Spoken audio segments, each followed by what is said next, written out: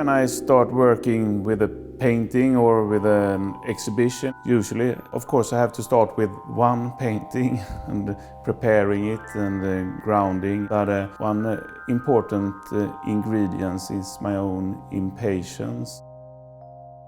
The exhibition ends up with having 20 unfinished paintings to deal with, and I move back and forth between the different paintings.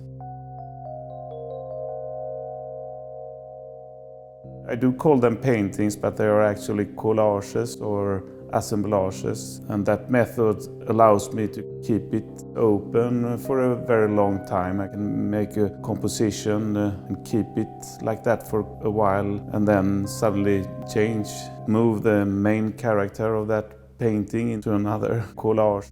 The paintings are getting connected, they get to know each other and become related in a way. The depth or the different layers are important to me. I use the collage technique and mount it on different levels, so there's an actual depth in the painting and shadows. It increases the illusion of depth, but it also, in a way, breaks the illusion.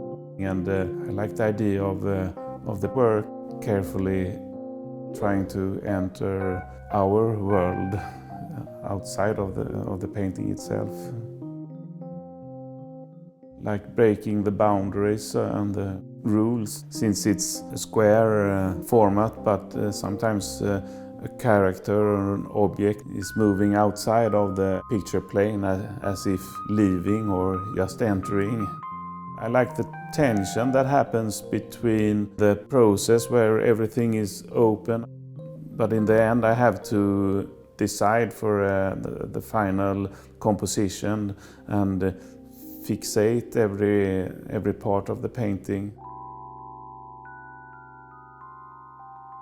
I do like the feeling, the illusion of movement. Sometimes it's difficult to decide, is it finished or not, but it is finished in a way when I feel that the painting is starting to live its own life. I genuinely believe that something happens with the painting when I spend time just looking at it. Things are changing and falling into the right places under my stare. I have like different perspectives getting close to my own work, and one is from above, standing or sitting on my studio floor looking down at the work, because most of the time they're laying on the floor or on a table. But when making the details, it's quite like nearsighted. It's a small part, I hold it in my hand and paint it. Then I have to move back and forth between close-up and seeing it from afar. I'm also interested in the meeting between different materials and textures, so I carefully have some rough parts unpainted and fabric, and also layers of varnish on some parts to make them shiny surface that is interesting to put next to the dry fussiness of fabric, for example. I'm constantly thinking in the terms of a narrative and the possibilities of a narrative.